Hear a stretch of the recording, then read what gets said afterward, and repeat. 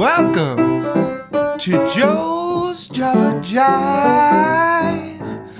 We got a special show for you. It's gonna make you feel alive. We got Joe Jester, Lovejoy the clown. He's gonna tell you something that's profound. I said, stick around. We got a great show, and we want you to listen now. We want you to listen now. We want you to listen now.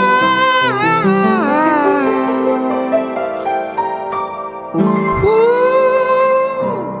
Thank you so much, folks. I want to welcome over to the stage the wonderful Lovejoy. Lovejoy is in the house. How you doing today, my friend, my lovely friend? So I am just overflowing with joy today.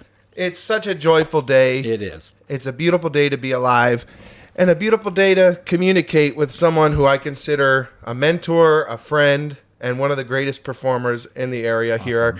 And hopefully we are going above and beyond where we're at now. I feel like we're just at the beginning. We're also brothers in a way because we have a similar vibe about our worldview and our ambitions. Absolutely. We've really connected. Lovejoy and here and I have been friends since way back. We originally met at the cafeteria coffee shop where I first saw you perform in a very unique way. Am I looking at one of the cameras? You don't have to look at them. I think I can. This one is the one if you want to look right into it on the piano. Okay. And that's really going to be where we look into people's soul and tell them. And that's what you did really at cafeteria. I feel like that was a good place to start on Joe's Java Jive, which is the coffee show. Yeah. Why don't you tell folks a little bit about how you started and what cafeteria meant to you and maybe how we met from your point of view? Cafeteria was a cafe in New Paltz. It was a coffee shop with a lot of atmosphere. It reminded me of coffee shops of my youth back in the day before computers, when people used to meet up in coffee shops, and that's where everything used to happen. So there was a big thick atmosphere, and the students had a lot of students coming, and the open mic was always crammed with people, and everyone was always supportive, and there was a great variety of performers. It was a really fun night. I think it was Monday night, right? Monday nights, and honestly, it was like my spiritual night of the week. Like seeing all these people, it felt like church for me. Yeah. You know, I really felt like this is my time to meet people and see them in their art form. Yes. And you blew my mind. So I was the eccentric. I was older than everybody. I just turned 70, which puts me up there.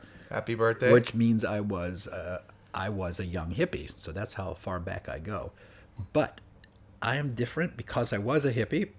I kind of detached myself from normal society, and I didn't play by the rules. So that's why I have a lot of youthful qualities at this age, because I still have ambition, and I didn't lose to the system. You know, I didn't invest in things like making a lot of money or having a corporate career or playing the game. Yeah. The game was being a hippie, which means being in touch with nature and being aware that we're in a turning point in civilization. We need to create a new world. And my contribution is the arts. So I started off as a musician, a rock musician, just like everyone did back then, and discovered very quickly that I was into eccentric music and wild music. So one thing led to another, and after many different career iterations, I've ended up as a performance artist. In between there, I was a music teacher, I was a children's entertainer, and I've had many bands. Back in the 70s and 80s, I had bands in New York City and San Francisco. Wow. What an amazing journey. So it was so much fun. Back then, it was such a scene. Yeah. You know. And I think I'm so desperately craving that kind of a scene and feel like an old soul myself. So meeting someone from your generation and being able to talk with you about those changes through time has been something that is invaluable. You carry a lot of the vibe. I mean, I could see you back then. Yeah, in that absolutely. scene. It's so interesting how that works. And there's no reason why we can't revive that, because all through history, art scenes are what kind of fueled changes in society. I mean, look at how much hippie stuff is in our culture now. Yeah, You absolutely. You have health food, and you have yoga and alternative medicine. All these things goes back to hippie roots. So this is what society is about. We're at a very tense point in the world right now, and what's going to change it at some point is a scene of some sort in retaliation to all the violence and all the control over people. There will be another scene. Absolutely. It's up to us. It's up to this generation to really pick up where they left off. Right. And I think Dagen here Exactly. is a great example of someone who speaks their mind and lets their creativity flow. But Yes. I think what you really want to do is speak truth to power, and in your own way. Being a Yes. renegade creative is the best way to do that. It is.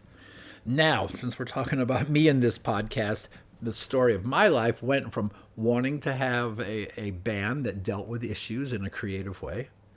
And then slowly I started letting go of reality and started immersing myself more just to the beauty of the music and the abstractions of words. And because remember, the hippie music, there was two sides to it. One is that it was very political, and it talked about, come on, everybody, stand by your brother, and put an end to war, and all the folk peace and love songs. Yeah. But it also introduced light shows and taking hallucinogenic drugs with groups of people while there's this moody music and these jams that went deep into the night.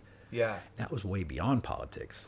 So we were kind of creating an alternative world. We were saying, make peace and then do like this. Yeah, yeah. And Timothy Leary and some of these folks kind of ushered in. Ken Kesey is another one. And Yeah. that generation of, tune in, turn Turn on, on. and drop out. Right. And I think a lot of people have taken that and said, the drop out part is where we maybe went wrong. It's like, No, we had to drop out because we couldn't create our alternative realities if we were in the system, because we would have had to go to college and get jobs and get married and do the Yeah. whole formula. Dropping out means stop that pattern and explore a new way to do it, a new way to do work, a new way to do community, a new way to do money, a new way to do health, and all of this stuff. That makes sense. You have to drop out in order to see it from that perspective of anything's possible. The word dropping out has a negative connotation. You almost get the image of a drug addict or something who just can't Yeah. cope with the world,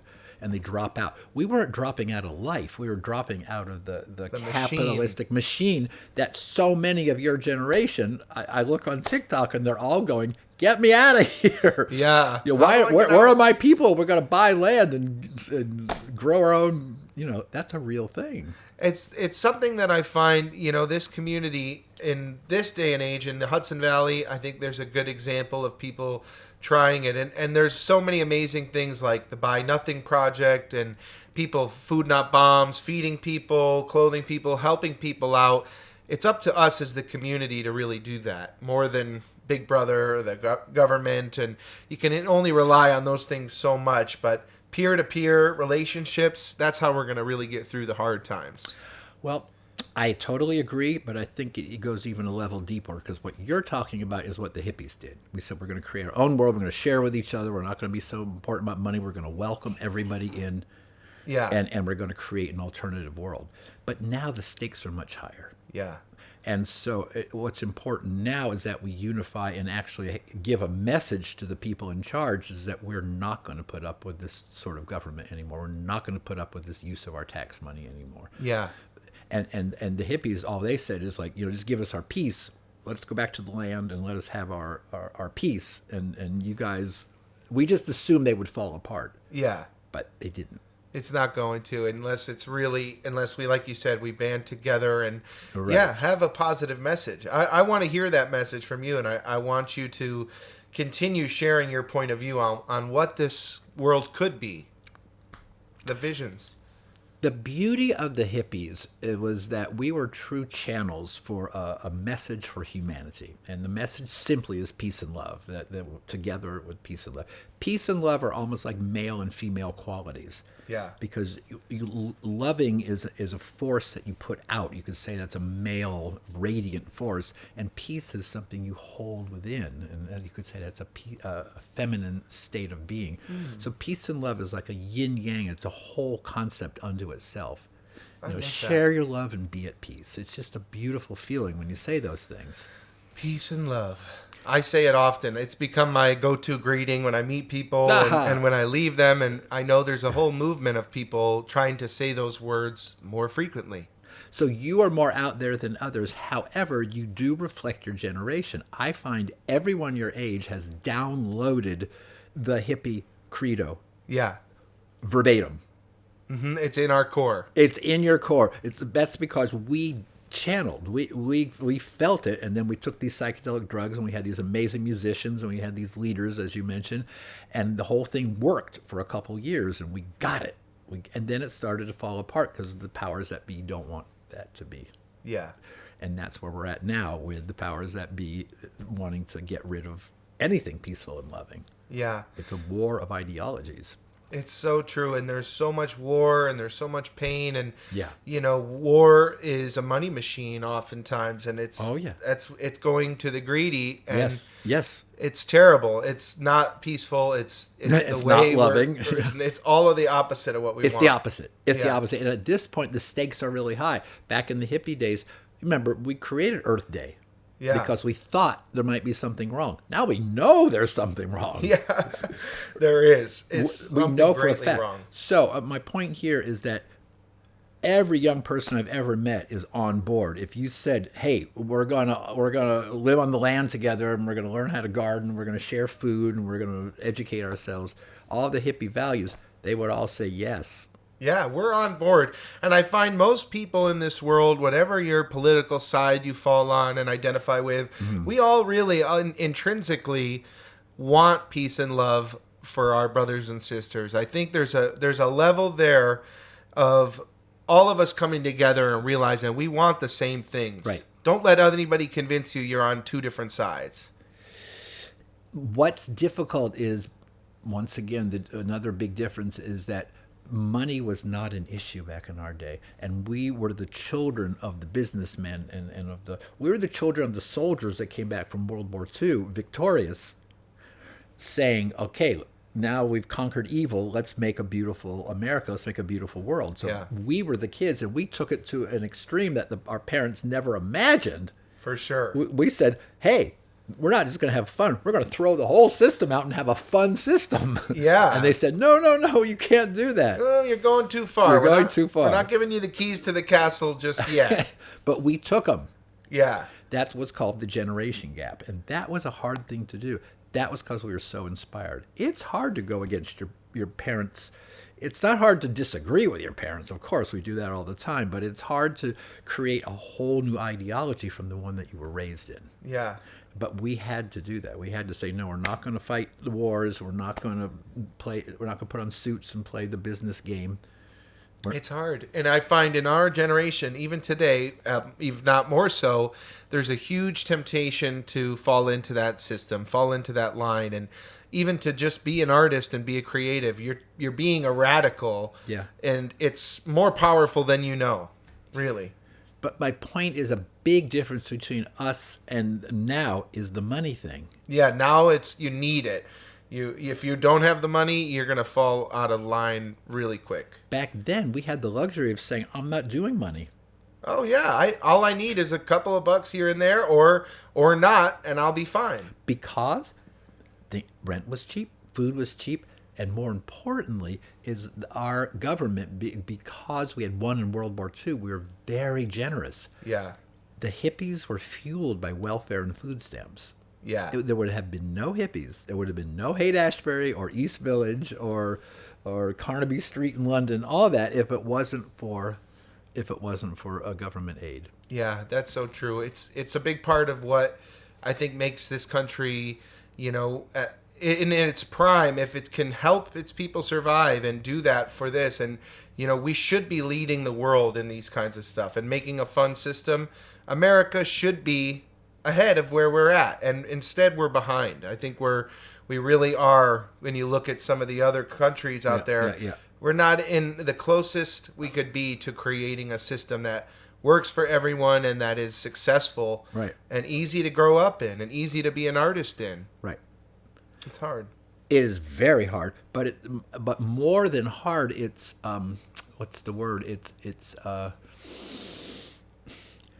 it's these are the end times. This is the great turning. It's cataclysmic. It's not just that it's hard, but it's so hard that something has to change in a significant way, or we're not going to survive.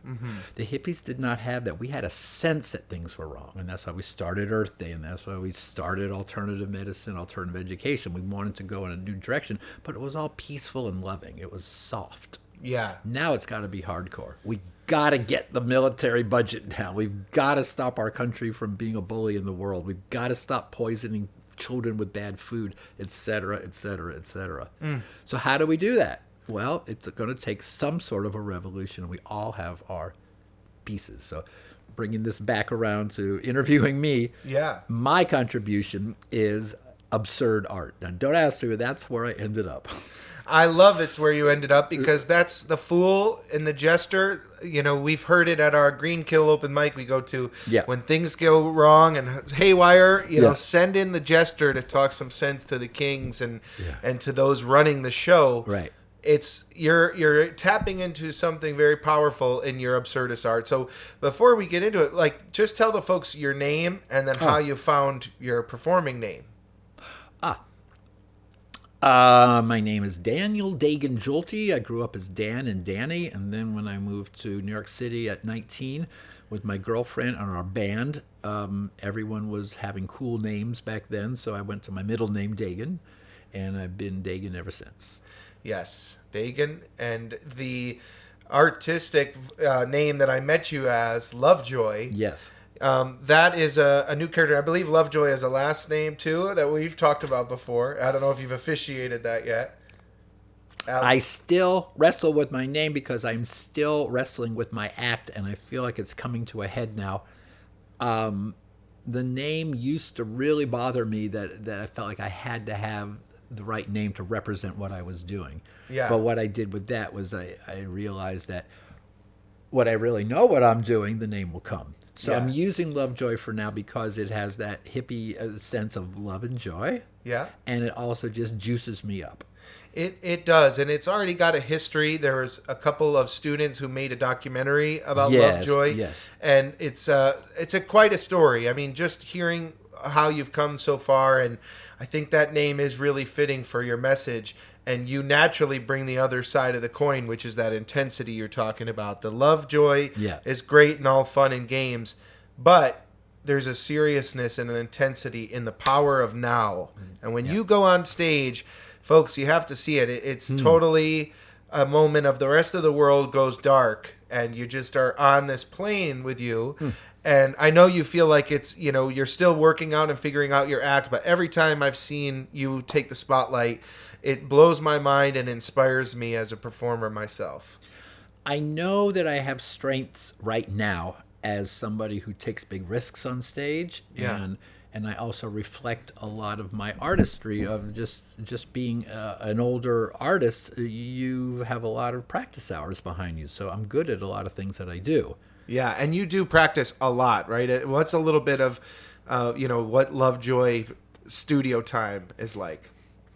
Lovejoy studio time. It's currently I'm working on what I call naked clowning, which is I'm trying to refine my absurdist dialogue and face making, everything I can do as sort of an arty clown without props or music or scripts or costuming. Because everything I did at Cafeteria had a music track, often props, costuming, and a loose script in my mind, and then I would improvise on top of that. I want to, before I go on with that, you brought up a thing about Cafeteria. I just want to say that time at Cafeteria was so important for all of us, but especially for me being an older artist who all of a sudden had this beautiful room full of young people who all appreciated the fact that I was experimenting. And the fact that I wasn't being a pompous older person telling them what to do or how to be, but I was humble enough to say, hey, I'm just playing around up here. Yeah, and we accepted you. You were part of the crowd, and everybody who saw you will never forget it over there. And I think it's so true for this kind of performance. When somebody goes on stage and does something totally different from what you've ever seen before, you remember it. And that place was exciting to me as someone who grew up studying that kind of art. To say, there is someone like me here, and they are pushing the limit and doing something really fun and funky. I want to learn everything I can from this. And I think that's where our friendship was founded. After I first saw you once, I was like, okay, this guy's he's much more in line with the kind of art I want to be creating. Right. And at the time, I was behind the counter serving coffee, taking it in, and being in this universe. But you were very accepted as in our culture and in that community. And that meant so much to me because there is ageism here. It's very easy for me to feel like, I'm not welcome with the young people, but that was my ticket in. Yeah. It was great because you were always in the back of the room at the counter, and you're always looking up at me, always giving me a nice vibe, and always supporting me in what I did, and that meant a lot to me because you were like the anchor at the other end of the room, all the way in the back, probably the biggest laughs, as I just loved it. I got such a kick out of seeing you experiment, and you'd have some. Ha! And it's just it was so fun. And whatever you talked about and improvising, you would take the words from the audience as a guidance and leading you somewhere. Right. It was very cool, and it inspired me. And as time went on, the coffee shop closed, and we still remained close and put on events. We just started doing open mic in the park afterwards and saying, we're going to keep this community alive. We're not going to let the passing of a coffee shop be the end of this era. I'm just getting started, and I really thank you for being a guide in that transition.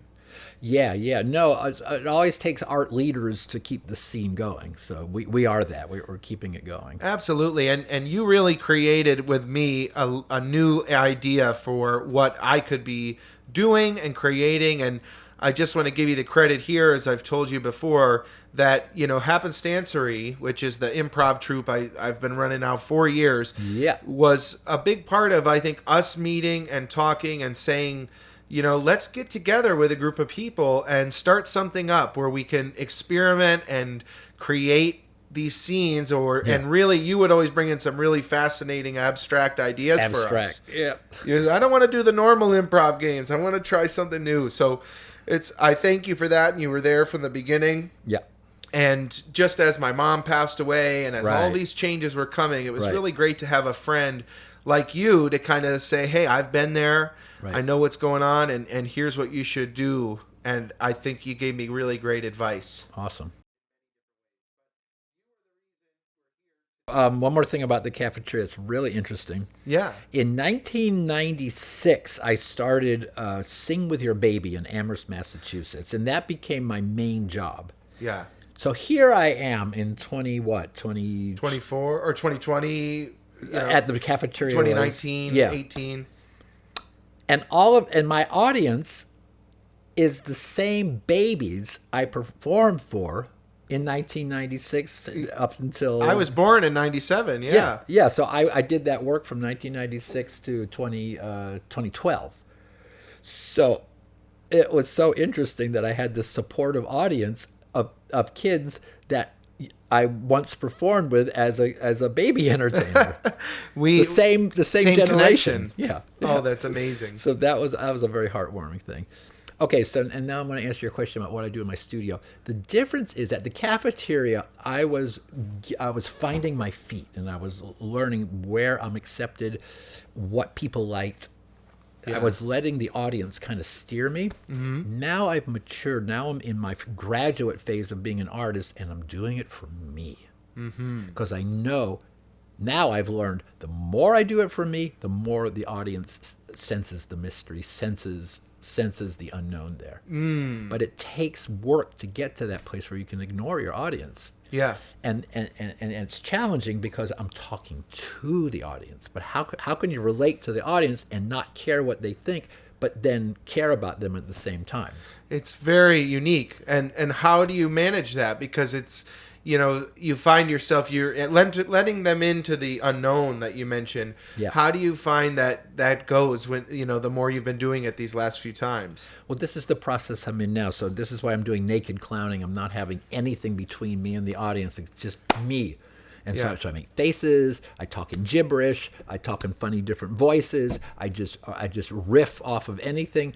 And I'm doing this now for hours in front of the mirror. Yeah. And I've never done that before. In the past, Lovejoy's time in the studio was, maybe 20 minutes on the flute and 20 minutes with puppets and 20 minutes with some miming and a little juggling, just all these juicy things. Yeah. And then that would inspire me to work on a show, and that's what it was. But now it's I spend about an hour to hour and a half warming up every day because I'm a musician, and I find music keeps me centered and focused. So I play drums and I sing, I play my piano, and I play my flute, and that takes about an hour and a half.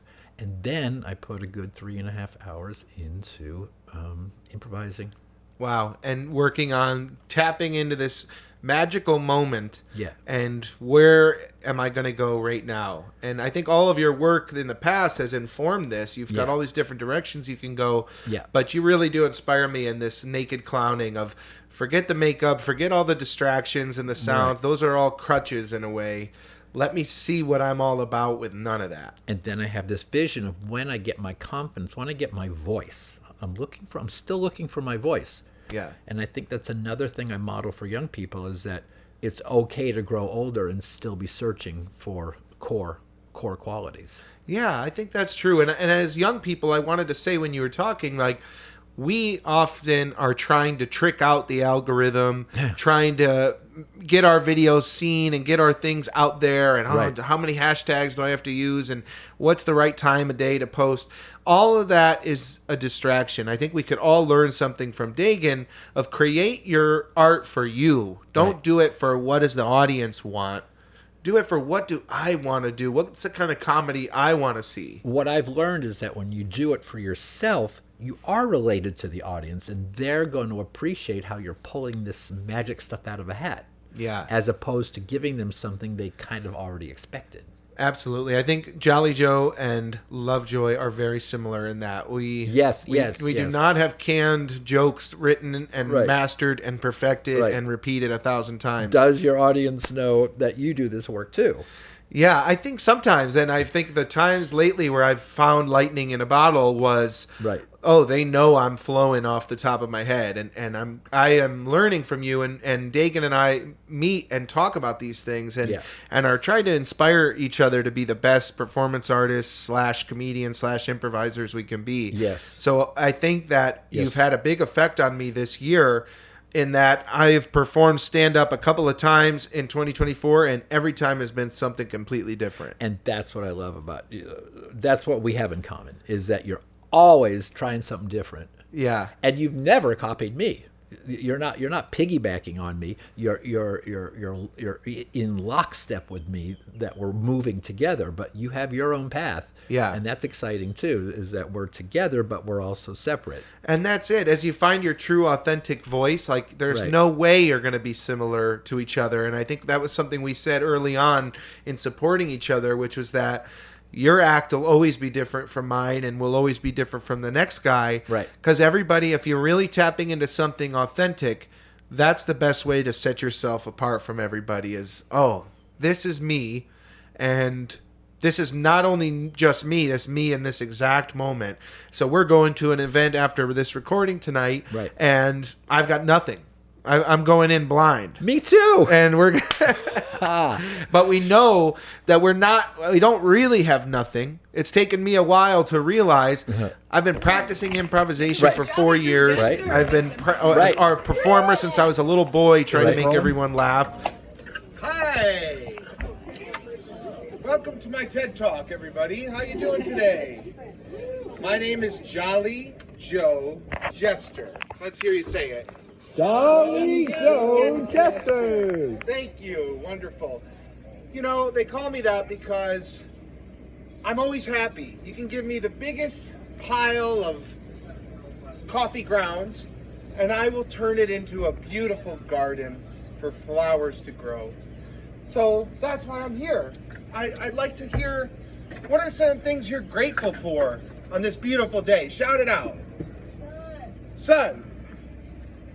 Plants. Plants. Trees. Grateful that we're all here. I'm grateful that we're all here too. Look around these beautiful people. Everybody, do the Napoleon Dynamite thing and be like the sunshine. Lock your thumbs and give me a little wavy gravy of your love. Oh, thank you guys. Those are becoming my angel wings here. And I'm flying up higher than I've ever been before. Speaking of which, we're doing a show on 420 over here at the Stellar Comedy Club. It's actually a yoga spot. But there will be a lot of sunshine. There will be a lot of friends. Mostly, though, it's a place to gather and come up with stuff off their spot. So I need the audience to shout things out. So really, I need one word to get started here. Somebody get me started and I'll do it. One word. It could be another thing you're grateful for, but something very specific. Pumpernickel. Pumpernickel. Okay. Yes. I love it. And is there another word to go with that? Pilsner. Pilsner. Okay.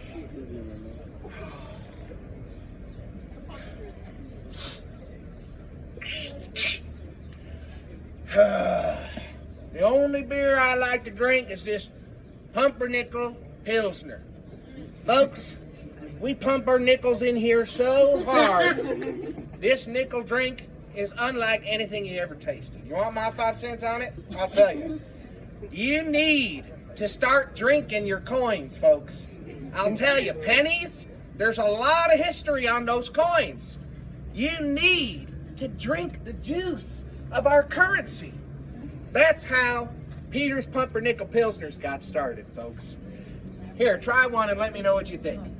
Folks, these, what do you think?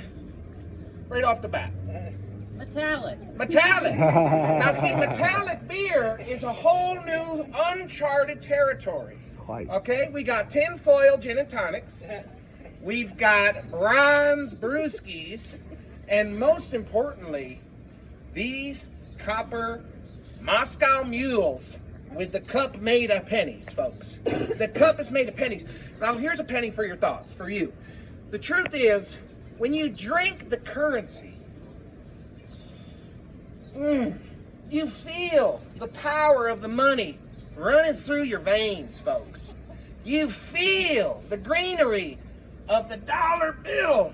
After you pop 100 of these things, you feel really good. Woo. You bet your bottom dollar, folks. You bet. I tell you, Peter got started with these Pilsners. One day I was sitting out in the sunshine. You know, I had some pumpernickel on hand. And I said, why don't I pump a nickel into my drink here and see what little cosmic alchemy happens.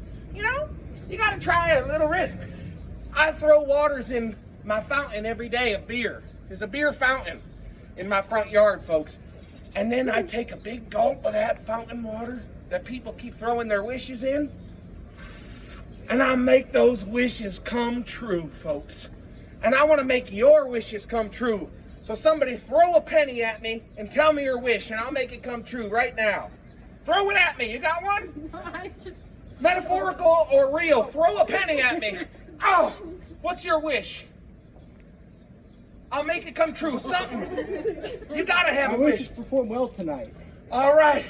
I'm gonna drink to that. Let's all raise our pumpernickel pilsners that you are gonna perform well. What's your name? Ethan. Ethan performs well. Cheers! What other wishes we got, folks? Huh? Oh my! What is your wish?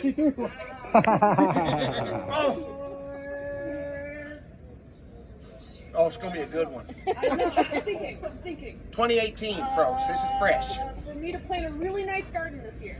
We're gonna plant a really nice garden. All right, folks. Raise your pumpernickel pilsner. Drop in a penny. Cheers to the garden! Cheers! Oh, I believe in it, and I'll tell you, the best way to get the best garden, take all those coffee grounds, all that negativity, all that madness and tension and things that are rising up and take a big dump on the garden. Throw those grounds in there, folks. Energize those broccoli. Get those radical radishes feeling the juices of your negativity. Woo! And I'll tell you, you'll have the best gosh dang harvest of your life. Cheers to the garden. Last wish. Somebody else. World peace. Throw it at me. World peace. Oh! Oh, world peace is a tricky one. You see, folks, there's a lot of pennies that come in the fountain for world peace. But the fact is, the only way we're going to get this penny for peace is if everybody throws it at me at the same dang time. So everybody hold your imaginary Pilsner, puppeteer, poetry, penny, and throw it in my hat here. Oh yeah. And this is all going to amount to one ticket at our show at Stellar Yogery. Yes, get it in there. Good stuff, folks. Oh yeah. Oh yeah. And everybody here, throw them in, toss them. Oh, got it. All right. Now this is the world peace drink. It's going to be extra good. Now serving at Huckleberry's. You got the penny piece pumpernickel Pilsner, folks. I need you all to say, instead of chug, chug, chug, let's say peace, please, please. Let's hear it.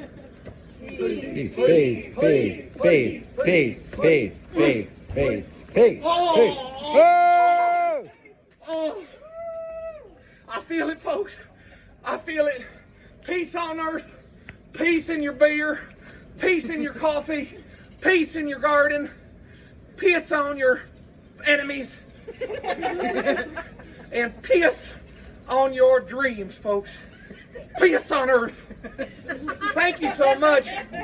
I just want to answer any questions you might have from this TED Talk today. Just give me your fake name and a question, and I'll give you my best answer I can to my ability. Thank you. Any questions? Somebody? I've got a question Yeah. for you. My name is Nadine. I'm from Kentucky, and but I lost my accent years ago. I know you did. You used to sound so different, Nadine. I know. It's been so long. So when I knew you before, you were just Joe. What makes you so jolly? Oh, you know, I'll tell you the answer to that, and it's a tricky one.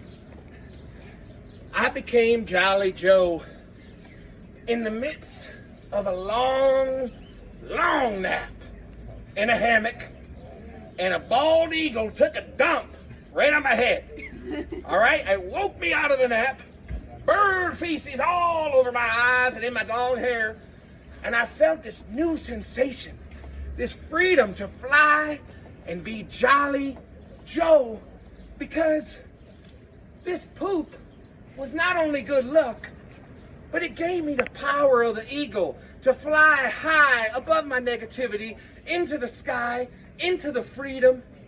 And the first thing I did was come down to the Gunks Gaming Guild to get a hot cocoa, and my life has been jolly ever since. Yeah. Thank you. Any other questions? Lastly, You've been nickel and diming a bit, and you haven't reported on your fourth quarter earnings. thank you, Iron from the IRS. I'll tell you, I don't make anything. After I put in all of my research, tasting pennies all day, it costs a lot to get those coins going into my digestive system, not to mention the medical effects of actually swallowing a few coins. I pooped out an old copper wire the other night, but the difference is my fourth quarter earnings have been squat, zilch, zero, folks. I'm not going to lie to you. I need help. I need you to buy a pumpernickel peaceful Pilsner today, and I'm going to be serving an unlimited supply for just $10 at the Stellar Yoga on 420. Lovejoy, who's up next, is going to be there. Happenstancery is going to be there, and an improv comedy troupe is going to be there. And I'll tell you, we're probably not going to make any money, Iron, so you better not even come, because I don't want you to see how many people are there. It's going to be popping. But I'm going to report a negative income. So take that, IRS. Hope you had a happy tax day. Thank you all so much. Peace and love. Jolly Joe. Jessica. Ow! And I'll take actual pennies now if anybody has. On in the world, it's overwhelming. I don't mean anything specific, just in general. We got things going up, things going down, from side to side,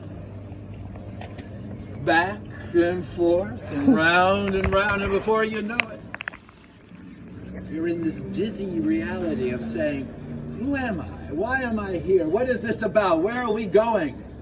When will this end? How much does this cost? What is the truth? And as I munch on these concepts, as I digest the deeper meanings of life's ever invading questions of identity and purpose, I come up with zilch. I come up with total emptiness. And from that emptiness, I find myself in this fluid state of morphability, where I'm able to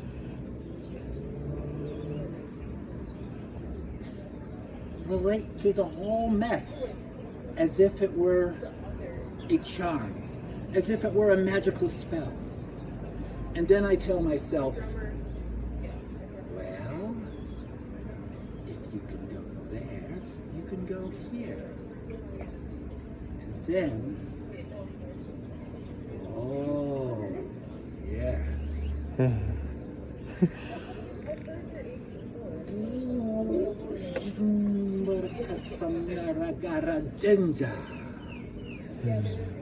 I feel the roots coming up.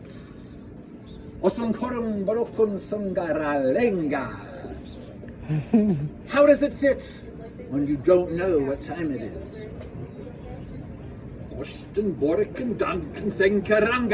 And from here, we can enter new places, new realities. And that's basically how I deal with the situation. It's kind of easy and it's kind of hard, you know? Sometimes I get a little stressed, right? And then a transition. Like right now, for example, you know, I'm kind of chill, but you know, I'm a little itchy. I'm a little bit I'm curious. A little curious. Yep. I'm a little bit I'm a little sad and a little happy, yeah. A little anxious, and then I'm not, you know? It's complex. It's a soup.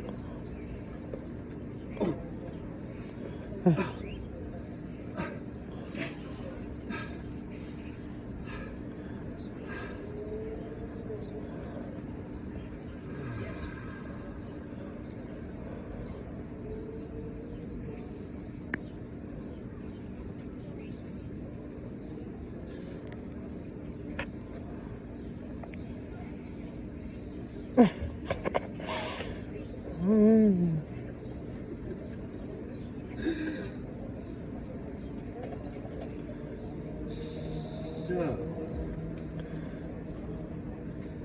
interdimensional washing infusions, deciding the things that I never decided would come up against the bigger realities that we're all trying to grasp with.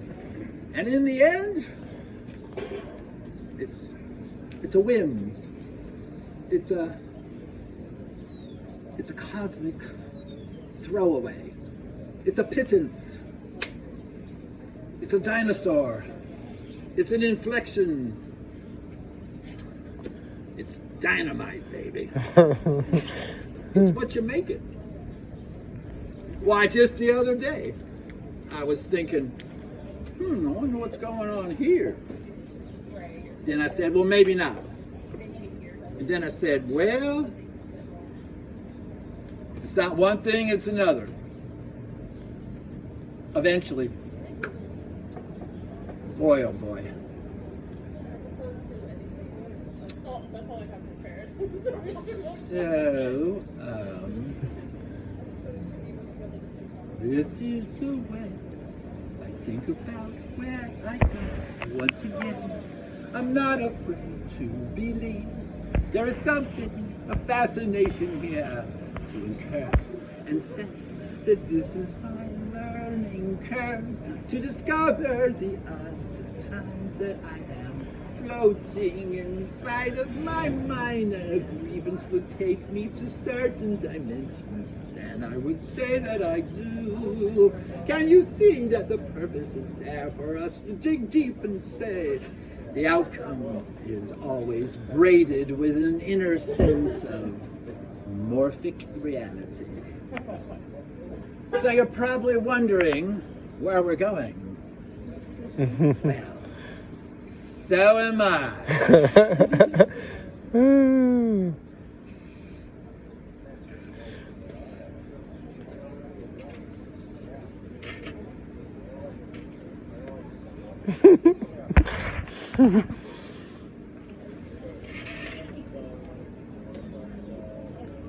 So, eventually, we run out of steam.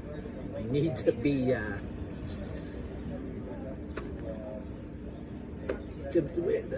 we're seeking a certain inversion of our normal realities so that we can, come up with a little more juice.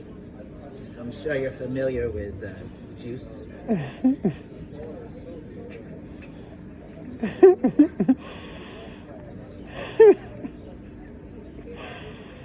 So, hey,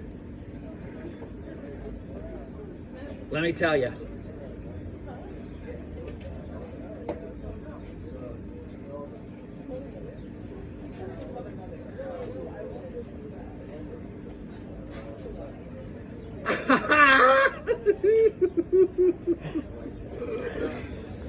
Awesome.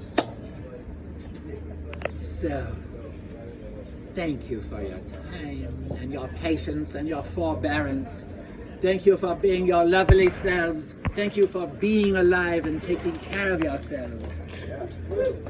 We shall convene in that meadow, that roomy meadow. Yes, we shall all be there. And I look forward to that. Thank you. And lately, both of us have been successful getting up there kind of naked and rolling with it, and all of a sudden saying, hey, yeah, this is fun. Yeah, and getting in the groove, and yeah. afterwards talking about it with each other. Yeah. And saying, what did you like? What did you think I could do better? What distracted? What was perfect? Yes. So that's beyond valuable. And for any comics or creatives listening, consider us, open to that conversation, and yes. feel free to reach out, because we're looking to kind of keep growing that scene. Yes, yes. And in the works is we're thinking of having a performance lab where we can help each other, we can coach each other. And watch each other and think about, how you're doing this, how you're doing that, and yeah. in a real safe space, have a bunch of comedians and performers together watching each other build these characters. Because yes. both of us have our true selves, and then we have our performance selves. Right. And today I'm interviewing both. And I'd love to, yes. at some point, flip the switch a little bit and give you a chance to kind of maybe get into some naked clowning vibes here on the podcast at some point. I'll try. I've never done that before. It's a little bit of pressure because I usually work off of the audience. I usually work off of that fourth wall. Stand in the back and pretend to be your barista, and I have a feeling I'll experiment. We could experiment with something in a little bit. But before we get into the Lovejoy section, I wanted to ask you, what was it in your life this moment where you decided I'm going to be an artist? Is there a distinctive someone you saw do it, or something in your life that happened? Okay. It was from a very young age. Both of my parents were, my mom was a professional folk singer, meaning that's how she supported herself back in the folk days, back in the 50s. Wow. And she had a group similar to the Weavers, which was a very famous folk group back then. And she did that till I was born, and then she didn't want to be out in the nightclub circuit because she had a baby, me. But she had that quality, that performance quality. Yeah. And she took me to lots of shows, and I started music lessons from a young age. But what really tipped me over was taking psychedelics and going to rock shows and seeing Jimi Hendrix and Led Zeppelin and Cream and all of these amazing groups. And live, they were unbelievable. Here you are in a big group, everyone's tripping, and the musicians are gods. They're just so perfect. And I said, yep. I said, that's the best thing I could possibly hope for. Yeah. Is to be in a room full of people and be a part of that. Oh, that's amazing. So I've always wanted to have a band. I always wanted to be something big, but I never really knew what it was. And the music now has changed. I don't want to be a rock musician anymore. Yeah. But I play rock music. For sure. And when I get this naked clowning thing down, I will be bringing music in. I will be bringing props. I will be bringing skits in. All of that will come in. But this time it won't be a crutch. It won't be, what would you call it? It won't be my face. Yeah. It'll be more like my background. Yeah, it'll be enhancing Exactly. the true An Lovejoy. enhancer, exactly. And not a distraction. Right. Because it distracts us, too, to have those elements that you rely on, like whatever it is. You show up with a puppet, you can't forget about the puppet. You got to use it. It's like these little things we put on ourselves can box you in. And I love your explosion of naked clowning as saying, oh, and then let me do that, and then I'll figure out how to put it in different kinds of forms and boxes. Right.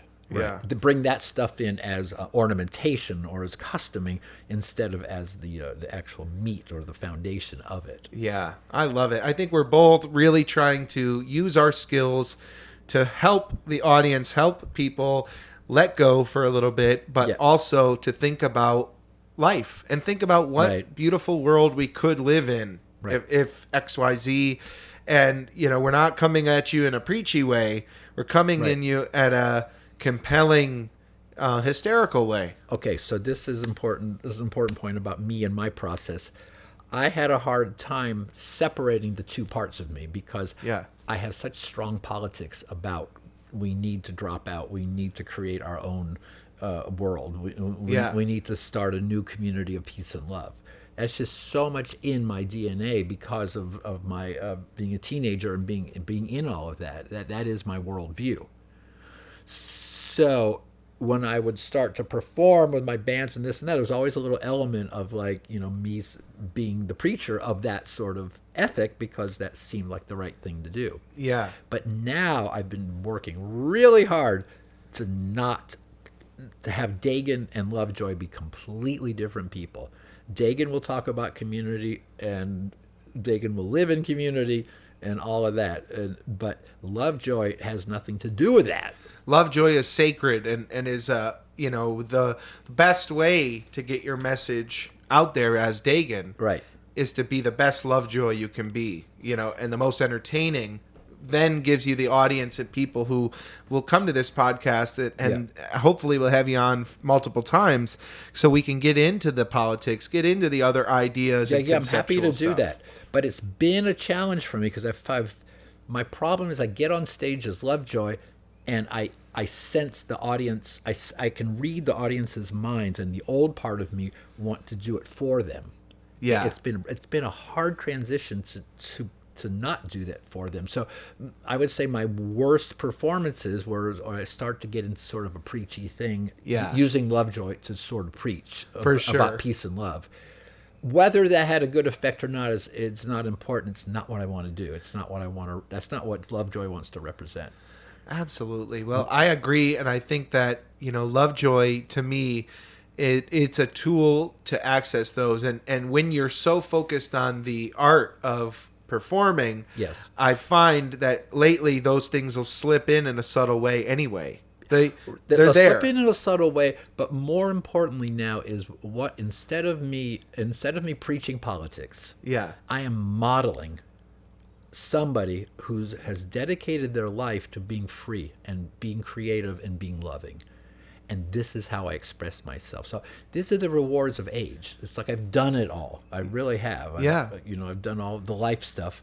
And now other people at my age will retire and sit back in their chair and read books and watch football.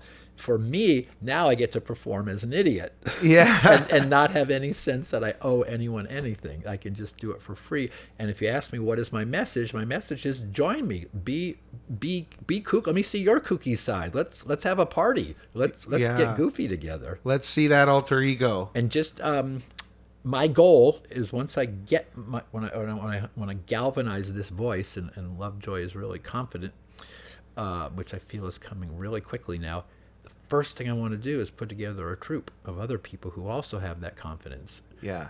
And because that increases the impact, as you know, with Happenstancery. Yeah, absolutely. And consider me a member. I'm here to help, of course, because I love what we've got going on here. Okay. And I think that we are destined to work together. You're going to see us creating and being a part of this community because we have this same energy and same goals and same wants. We're back with Lovejoy. How are you today, Lovejoy? I'm wonderful. Are you kidding? On a day like this, how could I not be? It's a beautiful day to be alive, and I'd love to hear you maybe talk about a couple of things. Sure.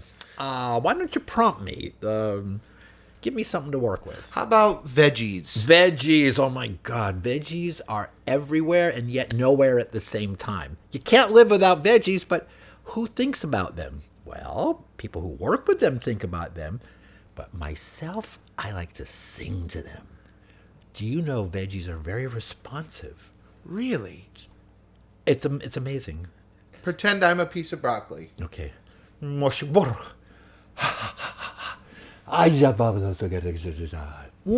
humba, humba, ya. Oh. Yes. The broccoli grew in size with that. Oh my goodness. And then there's zucchini, where I might go, kanzu, kanza, kukuzu, gongozu. And the carrots, the root veggies, they're especially responsive. Root veggies are actually a little political. I don't know why that is. I think that because they're with the foundations. I've heard that, especially radishes. Radishes, which of course rhymes with radical. Radical radishes. Yes. That's what we are. Indeed. So it's all part of the melange. You know, we could make a soup, we could make a souffle, or we could just let it all just kind of float. Let the veggies float up. Let them flow within you. How about meat? Meat. Hardcore meat.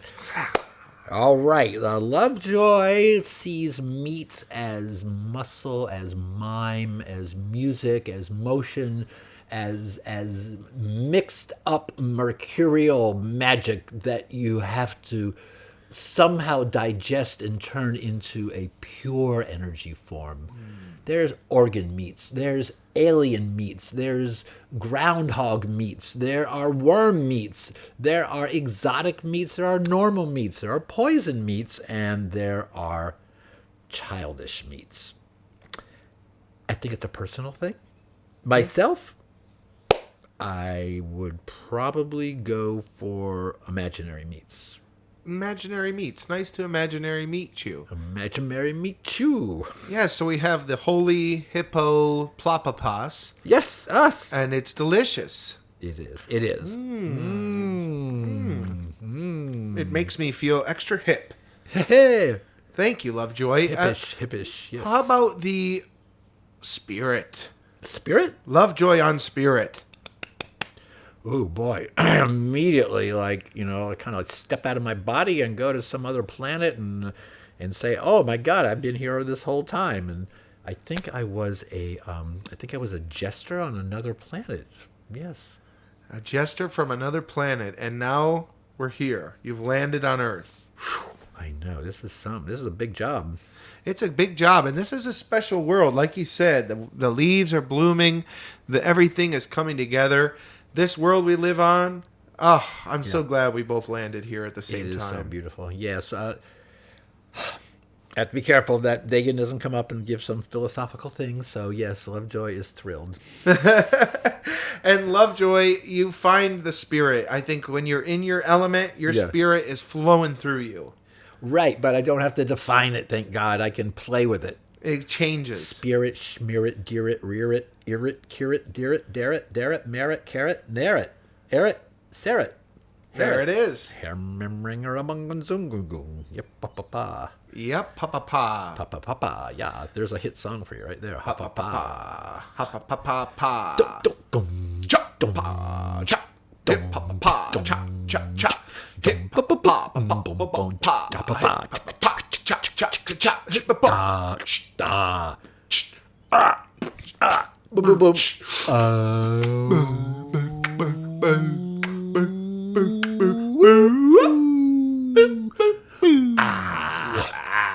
That was a good one. Yeah, this is the way we flow. It is. We flowing. It is. I mean, when do we get a chance to flow? Well, when we give ourselves permission. When you open the dam Right, up right. here in the man. The dam. The dam inside the man. It needs a ban on the dam. A man that runs the band on the dam. Fan with a fan and sand, a lot of sand. You are the leader of the sand. Leader of the sand, yes. You really are. And this Lovejoy is so special. You find your inner child Yeah, and you let him out.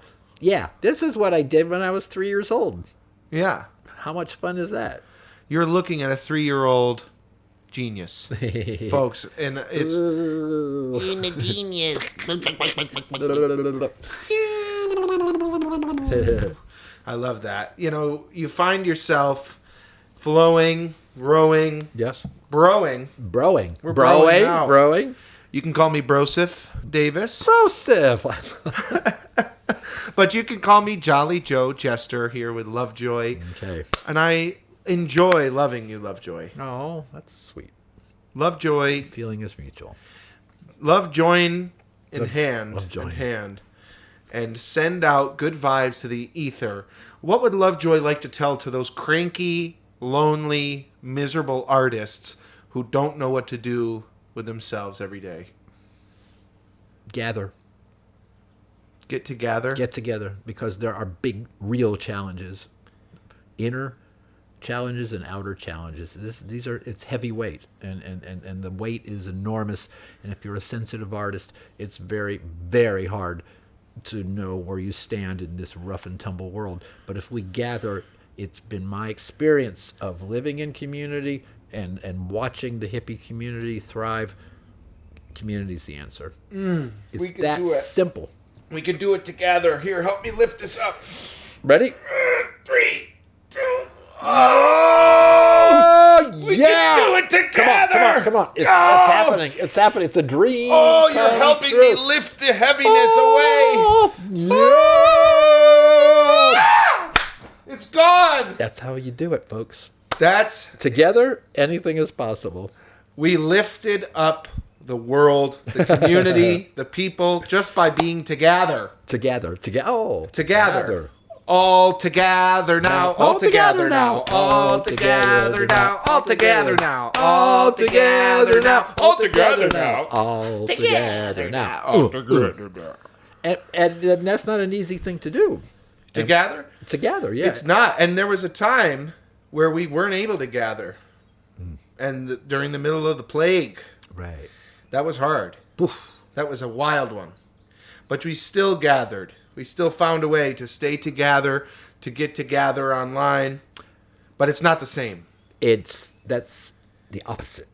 No. Yeah. That's being stuck in a cell. I would say online is connecting, but gathering is different. Gathering is where you feel the hearts and you see the faces, and you're breathing together, and then that's when the magic happens. That's when history is made. That's when people are healed. Is when you're in those yummy groups of people that you can start to trust and start to vibe with.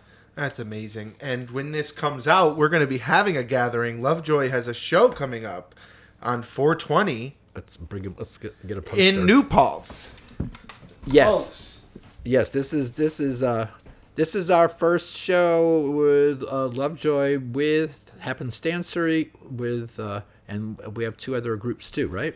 Yes, we have the left-handed duo, co-workers, left-handed co-workers who are going to take your story about being a co-worker with someone at your work life and going to make it come to life in an improvised way. We got Jolly Joe Jester, myself, doing my little improvised magic, and Happenstancery is going to be doing a improv amazing closer to the night, all happening at 11 Church Street. It's right there in New Paltz, New York. And folks, it's just $10 for those 4 amazing acts. And Lovejoy, you're going to get some time. You're going to get like 20 minutes to go nuts. That's awesome. I'm so looking excited. forward to it. Yeah, me too. Me too. Life is good, folks, and I wanted to thank you so much for coming and being a part of this. Is there anything else as far as Lovejoy feeling today that you wanted to just bestow upon us?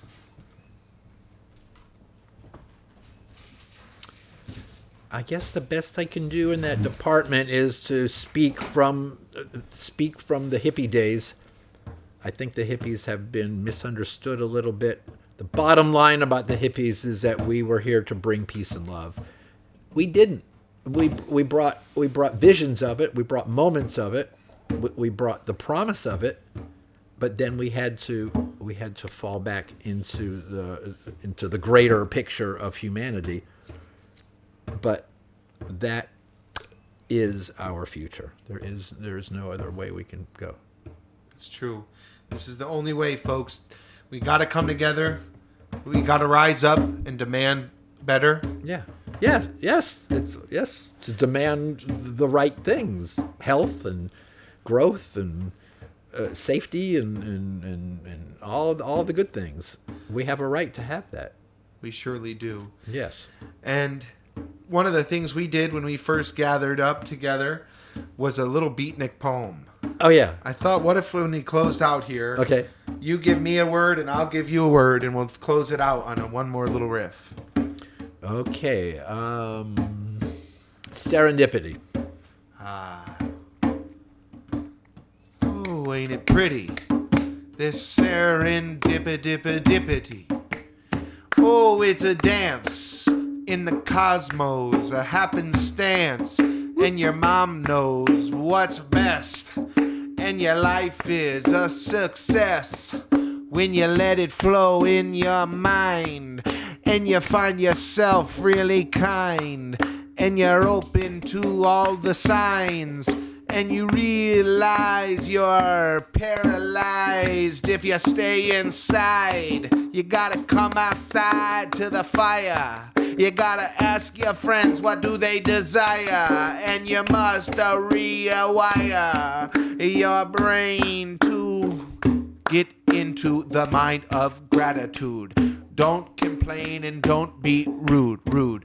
And if you go with the flow and you know that the show will play and the Joe will raise your brass and your glass, he will go and kick someone's ass.